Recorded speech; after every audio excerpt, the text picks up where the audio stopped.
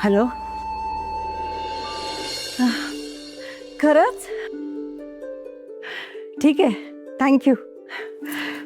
आई, अहो आनंदाची बातमी आहे. काय ग? अहो इन्व्हेस्टरनी असा आग्रह धरलाय की राधानं आपल्या कंपनीत सल्लागार म्हणून सुद्धा काम बघावं आणि तिने ते मान्यही केलंय.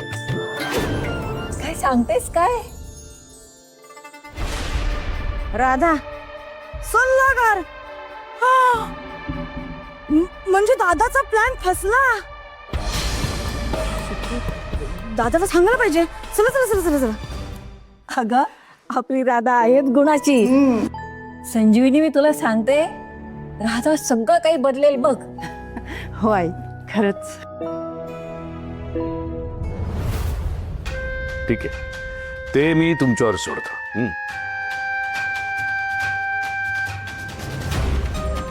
साहेब तुम्ही काळजीच करू नका, आता सगळं आपल्या मनासारखं होईल. तुम्ही निश्चिंत राहा. दादा दादा दादा दादा दादा. काय? अरे त्या राधाला आपल्या कंपनीत सल्लागार म्हणून नेमलंय. काय? हो, अरे ऐकलं ना, मी आत्ता फोन आला होता बहिणीला.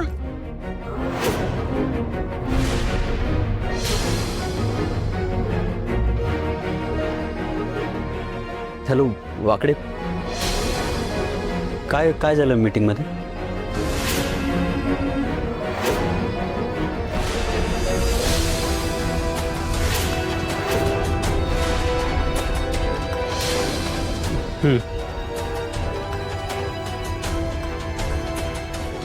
साहेब ते वाकडे म्हणतात की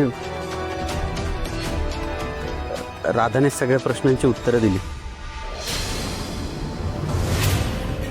आणि सगळे खुश झाले आणि त्यामुळे सल्लागार म्हणून तीच हवी अशी मागणी त्यांनी केली.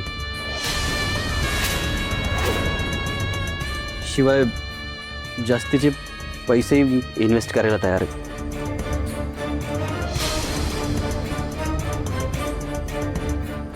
बघितलंस दादा, मी सांगितलं होतं तुला, ती मुलगी बिकेला लावणार. तू ना तिला तिकडे जाऊ द्यायलाच नको होतं. आता काही खरं नाही. विसरा आता, विसरा. डिवोर्स वगैरे सगळं विसरून जा आणि तिला स्वीकारण्याची तयारी करा. इतके दिवस नाटक केलंच आहे, आता तेच खरं करायचं म्हणजे. शी.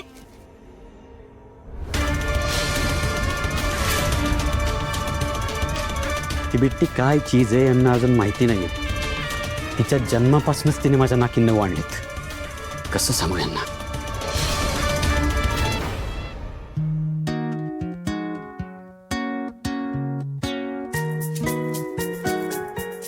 राधा बिराजदार आम्हाला सल्लागार समितीत हव्या आहेत.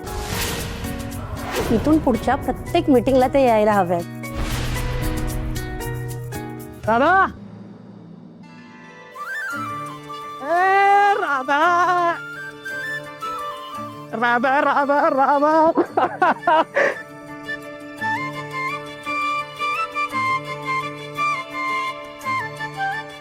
राधा तू कमाल आहेस यार, तू खूप ग्रेट आहेस. तू करून दाखवलंस. एकाच मीटिंग मध्ये सगळ्यांची मनं जिंकलीस. थँक्यू सो मच राधा, तू ग्रेट आहेस, तू कमाल आहेस. तू खूप मोठं काम केलंस.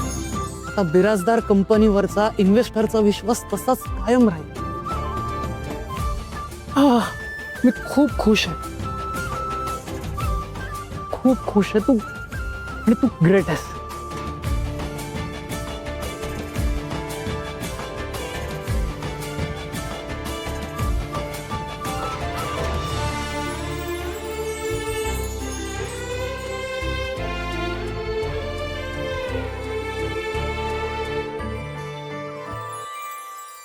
I am so sorry. मला हे असं नव्हतं अजिबात.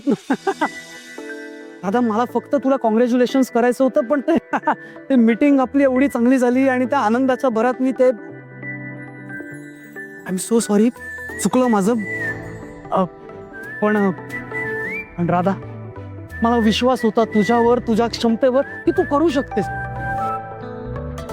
आणि बघ तू करून दाखवलंस.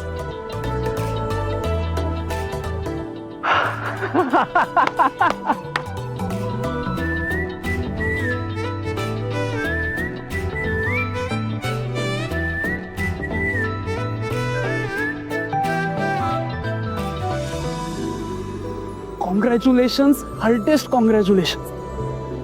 ते आपण निघूयात का? मी गाडी काढतो. Yes yes yes.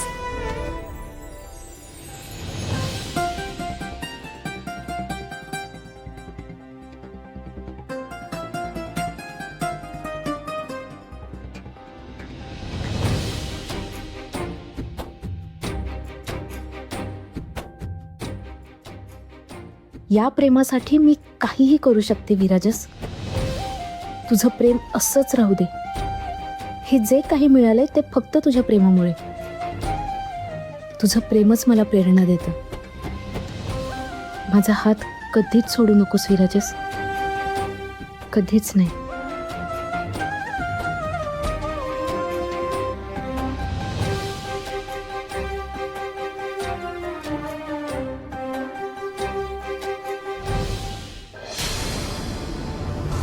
अरे त्या राधाला आपल्या कंपनीत सल्लागार म्हणून नेमलंय. सोडणार नाही मी तिला. समजतं काय स्वतःला? साहेब, या विजेंद्र बिराजदारला नडण्याची हिंमत केली तिने. तिची हिंमतच कशी झाली असं वागण्याची. आता सोडणार नाही मी तिला. साहेब आपल्याकडे डिवोर्स पेपर्स आहेत. आपण काहीतरी करूया ना. दिवस साहेब,